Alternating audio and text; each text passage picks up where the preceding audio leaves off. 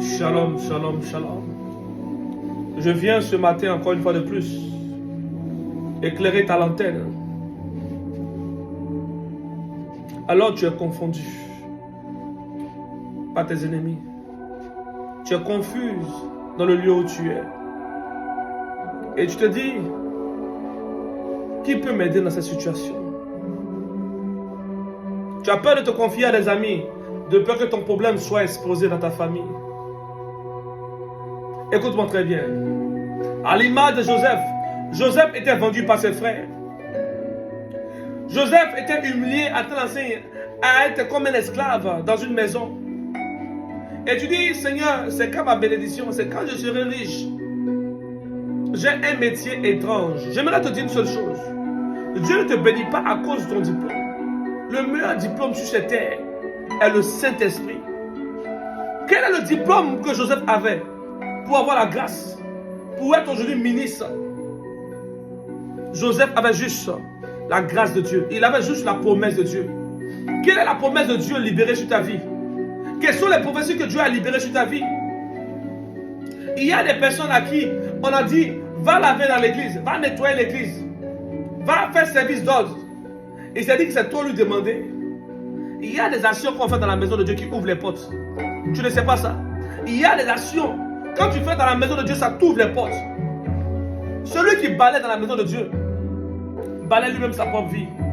Celui qui fait service d'ordre, lui, il y aura de l'ordre aussi dans sa vie.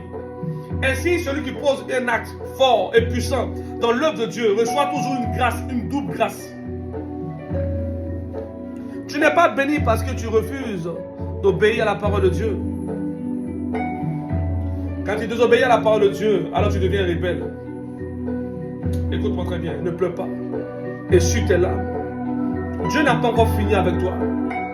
Essuie tes larmes, Dieu n'a pas encore fini avec toi.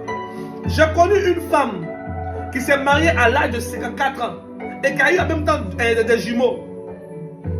Et toi, tu veux limiter ta vie. Tu n'as même pas encore 35 ans, tu n'as même pas encore 40 ans, tu n'as même pas encore 45 ans. La Bible déclare que quand Dieu parle de jeunesse, il parle de 40 ans. Quand tu as 40 ans, tu es comme un jeune devant Dieu. Et à cause de tes 28 ans, de tes 35 ans, tu es stressé. Tu n'arrives plus à manger, tu n'arrives plus à dormir. Et tu te poses la question, comment ma vie va avancer?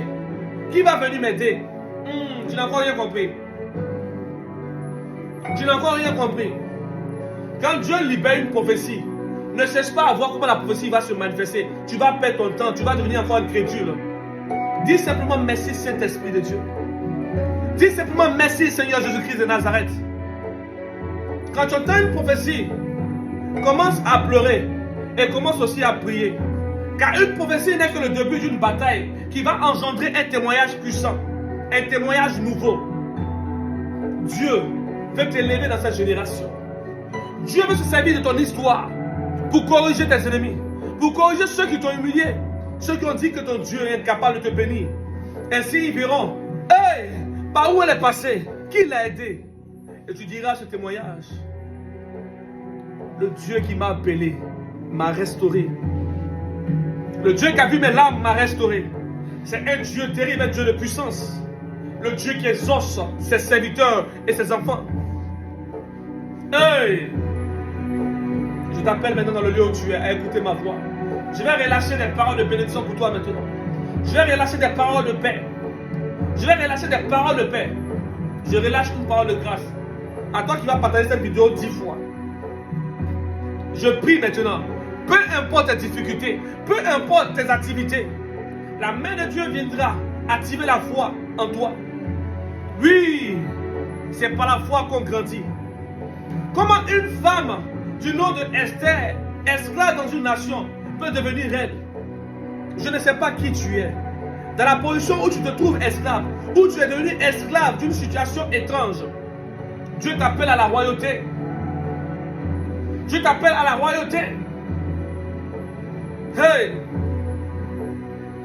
Esther est la seule femme dont il est écrit le jeûne d'Esther. Un jour on dira le jeûne de Élie. Un jour on dira le jeûne de Séphora. Un jour on dira le jeûne Ainsi de suite. Je prie. Essuie tes larmes. Le Dieu des orphelins va te bénir. Et tu es orpheline, tu te poses des questions. Seigneur, comment ça va se passer? Qui va m'aider? Comment je vais réussir?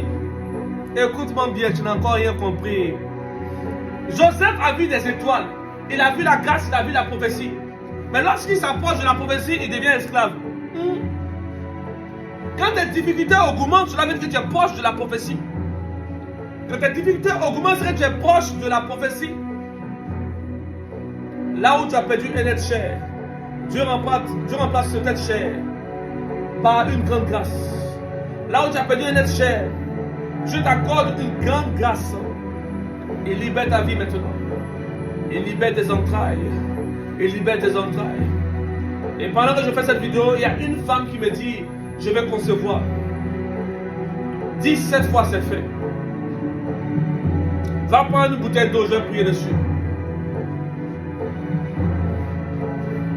Je prie par la puissance du Dieu très haut, que la grâce de Dieu puisse bénir et sanctifier cette eau. Qu'elle soit une eau de guérison totale. Au nom de Jésus Nazareth, c'est fait. Que Dieu te bénisse puissamment.